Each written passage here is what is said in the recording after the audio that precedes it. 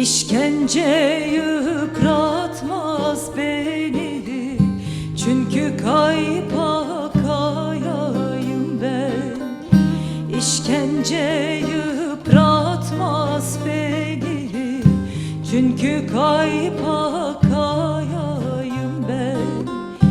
Faşizmin cellatları kestiler parmaklarımı.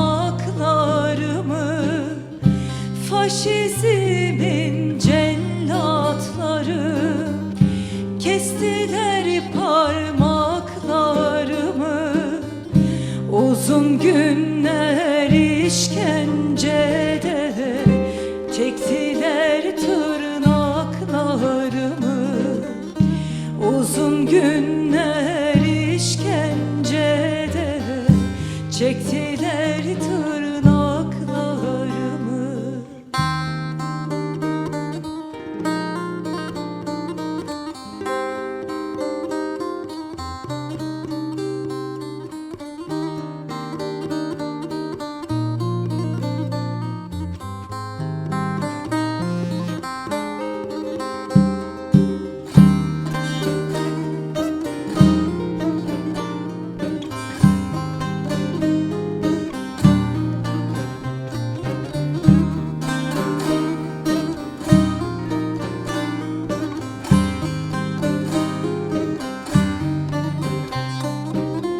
Şu Dersim'in dağlarında arayıp sordular beni.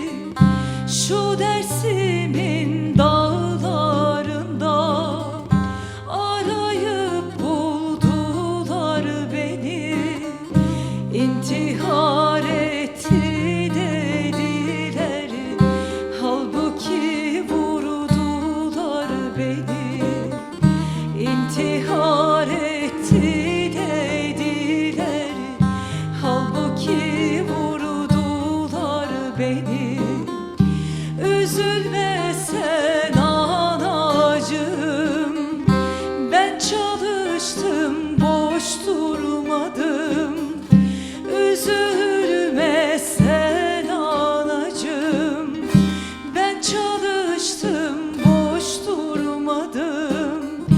Vurulduysa can yoldaşım, ser verip de sır vermedim.